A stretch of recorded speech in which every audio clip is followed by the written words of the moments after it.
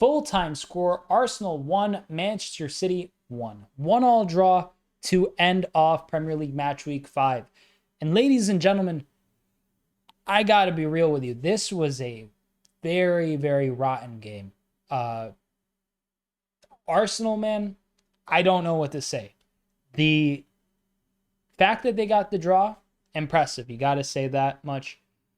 But the performance, the result is one thing, but the performance was rotten, straight up to its core. We'll look into the stats and discuss more in depth as to why I think that's the case. But they're saved at the end, saved by the bell. The 93rd minute, there's 7 minutes of stoppage time added. But in the 93rd minute, Gabriel Martinelli off the bench scores a lovely goal. Got to give him credit there. It was incredibly well worked. Nice chip over Gianluigi Donnarumma, who was well off his line, had no business being that far out, and got punished by Martinelli, quite frankly. Besides that, one moment in the game, and obviously you can make the same argument for City, but this was a City side who had way less of the ball and looked, I'd say, probably as good as Arsenal, if not better at times. They probably should have scored 1 or 2 more times as well, City, but Arsenal just weren't creating a ton of chances from open play. Besides the goal, I can't really think of many that were all that threatening just out in open play. In terms of corners and free kicks and long throw-ins, we know how Arsenal function. That's their bread and butter. They were getting a ton of those. We're going to look at the stats now, but for me, this was just a shocking game from Arsenal. 67% possession, 0.96 xG. 12 shots, 3 on target. City had 33% possession with 0.89 xG, with 5 shots, 3 on target as well. Arsenal won the corner battle 11-1, and they outpassed City a ton. 515 total accurate passes at 89% accuracy to City's 224 total accurate passes with 76% accuracy. All these stats mean nothing because Arsenal were basically a razor's length away from losing this game at home. And quite frankly, should the result have stood and City won, I think they would have deserved to have lost because they played awful. The lineup today that they had, that midfield was not working. Rice, Zubamendi, Marino, not it, bro. Just straight up not it. I think that Zubamendi is a really good player. I think Marino is a really good player. I think Rice is a really good player. I think having all 3 of them in your midfield at once, it's a bit of the Newcastle effect where you're sacrificing so much creativity in that center of the park that the whole kind of structure and approach that they had, the side-to-side passing, we all know it. You know how Arsenal plays. I don't need to explain that to you. It just sickened me. It was sickening to see a side who's so, apparently competing for the Premier League, passing from center back to center back to center back to center back continuously without any sort of actual outlet, without any sort of real credible threat. And then later at the half, we saw Madueke get subbed off. We saw Marino get subbed off. We saw Saka and Eze come in. And it could be a fitness thing, but for me, from a tactical perspective, 100 times out of 100, you're going to be starting Saka and Eze in place of Madueke and Marino. There's no you can make an argument maybe Marino's on good form, he deserves to start. Well, start him over Zubamendi.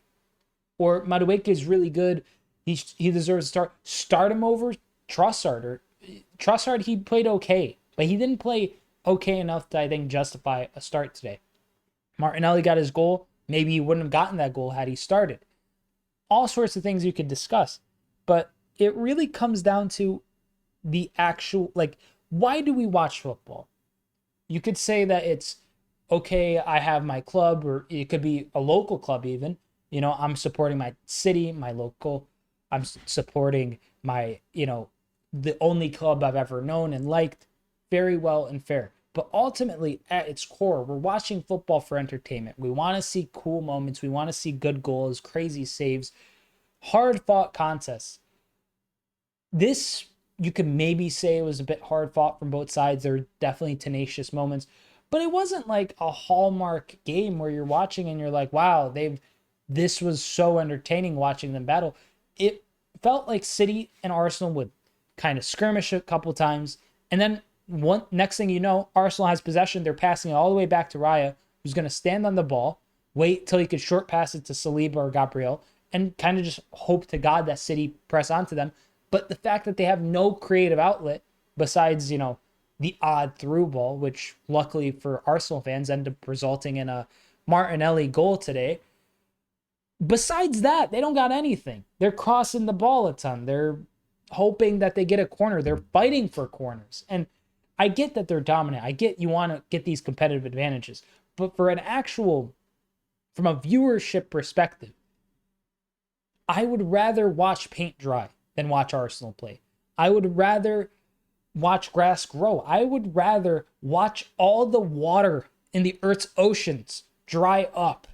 Not actually, because that'd be terrible and a huge cataclysmic tragedy. But the amount of time that would have to lapse for that to happen. The slow meandering pace in which the Earth would have to basically conduct itself to dry up all that water. Obviously, it's salt water too, a lot of it. So that I don't know how that factors in, but I'm getting off the mark. I would do anything than watch 90 minutes of Arsenal play football. And I felt the same way after that Liverpool game where they lost. I felt similar ways many times, but they still somehow managed to get the result. And credit to them for getting that result. They're up to second place, I believe, 10 points. City's in ninth on 7. The gap isn't too large between the two of them. It's only 3 points. But between Arsenal and Liverpool, second and first place, it's a 5-point gap. And that's only a 5-point gap to start the season. That's a small gap that you could realistically work through really easily if you're a competent enough side. But I genuinely think this game, if it taught me anything, is that Arsenal kind of fraud sometimes. I know City's a fantastic team. I know Haaland's arguably the best striker in the world. But you got to be better. You got to be more entertaining. You can't win games on hoping that Martinelli will, show up in a moment like this. And in a big game like this, you need that. But it just sucks to watch. I don't know how you can derive enjoyment from watching a club who's supposed to be defensively astute and everything get scored on the first 10 minutes and then basically just draw out the game with sideways and slow short passes that bring it down to a lull that is just insufferable to watch. Mikel Arteta, you're my least favorite manager I've ever seen to have to endure a fixture of his that he coaches through, because my God, dude, I don't know what to say. Like, this game, you could have won this game had you lined up differently, I imagine. You could have done a few different things. But even still, I don't think any of that changes how Arsenal would approach the game, the actual play on the pitch. So I know I ranted a bit in this video. City, they didn't have a ton of possession. They had a nice moment between Rangers and Haaland where they linked up and got the goal.